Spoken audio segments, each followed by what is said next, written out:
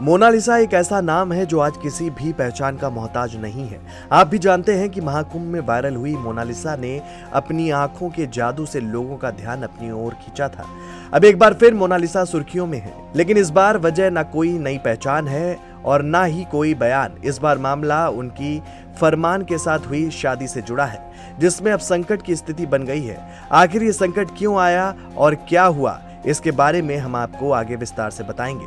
नाबालिग निकली महाकुंभ की वायरल गर्ल मोनालिसा, 16 साल असली उम्र, जेल जाएगा पति फरमान खान।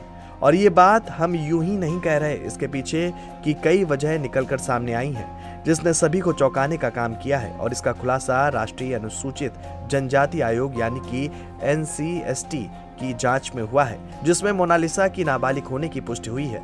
इसके बाद मामला गंभीर हो गया है और उनके पति फरमान खान के खिलाफ पॉस्को एक्ट के तहत FIR दर्ज की गई है। पुलिस ने जांच तेज कर दी है, जबकि कई दस्तावेजी और प्रशासनिक खामियां भी सामने आई हैं। NCST अध्यक्ष अंतर सिंह आर्य के निर्देश पर गठित जांच दल ने मध्य प्रदेश और केरल में विस्तृत जांच की। जांच में सामने आया कि मोनालिसा भोसले की असली उम्र लगभग 16 साल है और विवाह के समय वो नाबालिग थी। सरकारी रिकॉर्ड के अनुसार महेश्वर स्थित अस्पताल में दर्ज जन्म तिथि 30 दिसंबर 2009 पाई गई।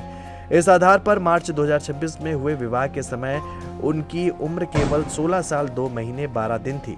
जांच में यह भी सामने आया है कि नगर पालिका महेश्वर द्वारा जारी जन्म प्रमाण पत्र में गलत जन्म तिथि दर्ज थी, जिसे निरस्त करने की प्रक्रिया शुरू कर दी गई है। जांच दल ने यह भी पाया है कि केरल में हुए विवाह पंजीकरण के लिए आधार कार्ड और महेश्वर से जारी जन्म प्रमाण पत्र का उपयोग किया गया था, जिसमें उम्र को लेकर गंभीर विसंगतियां थीं। मोनालिसा एक बार फिर सुर्खियों में तब आई जब 11 मार्च 2026 को उनकी शादी फरमान खान से केरल के नायनार देव मंदिर में हुई। इस शादी को लेकर पहले भी विवाद हुआ था और कई संगठनों ने इसे लेकर विरोध जताया था। मामले में मोनालिसा के पिता जयसिंह भोसले ने शिकायत दर्ज कराई थी, जिसके बाद सामाजिक कार्यकर्ता प्रथम दुबे के माध्यम से मामला NCST तक पहुंचा।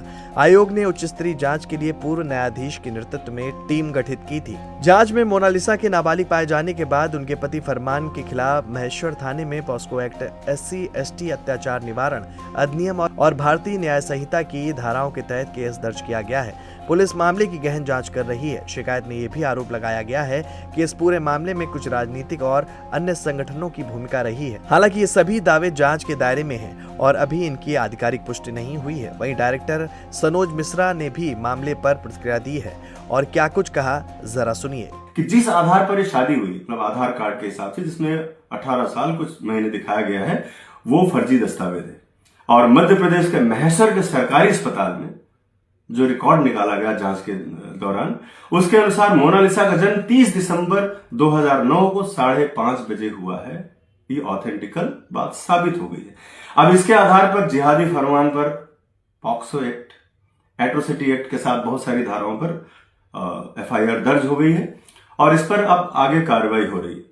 आयोग ने इसके साथ ही 22 अप्रैल को केरल एवं मध्य प्रदेश के DGP को भी तलब किया है कि इस केस में आगे क्या हो रहा है, इसके बारे में भी बताया जाए। तो देशवासियों को मैं ये बताना चाह रहा था कि मैं इतने दिनों से जो बोल रहा था कि एक लव जिहाद है और एक ट्रैप है जिसमें फंसाया गया है, क्योंकि उस जिहादी के पास में पैसे कहां से आए, किस तरह से झूठ बोल करके बार बार हवाई जहाज में लेके जाता रहा और किस तरह से वहां की सरकार, वहां के लोगों ने मिल करके एक बहुत बड़े षड्यंत्र और सनातन धर्म को बदनाम करने के लिए, महाकुंभ के आयोजन को बदनाम करने के लिए और साथ ही साथ धर्मांतरण और लव जिहाद को बढ़ावा देने के लिए मोनालिसा भोली वाली लड़की को फंसाकर लेकर जाया गया। ये मैं शुरू से कह रहा था। अब जब ये बात में मेरा देश पूरा मेरे साथ आकर खड़ा होगा, राष्ट्रवादी मुस्लिम भी मेरे साथ खड़े हुए, उन्होंने भी बहुत सारे लोगों ने आपत्ति जताई कि नहीं भाई, किसी के धर्म को चोट नहीं पहुंचाना चाहिए, जबकि ये साक्षात साफ चोट पहुंचाने वाली बात थी।